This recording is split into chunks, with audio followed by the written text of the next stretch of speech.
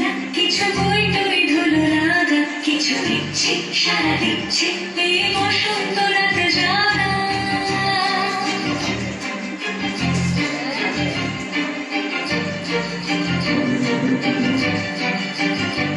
মম চিত্তে পাশ ফিরতে আজ পলাশ ফুলের কাব্য, মিটি মিটতে ফুল ছিঁড়তে শুধু তোমার কথাই ভাববো।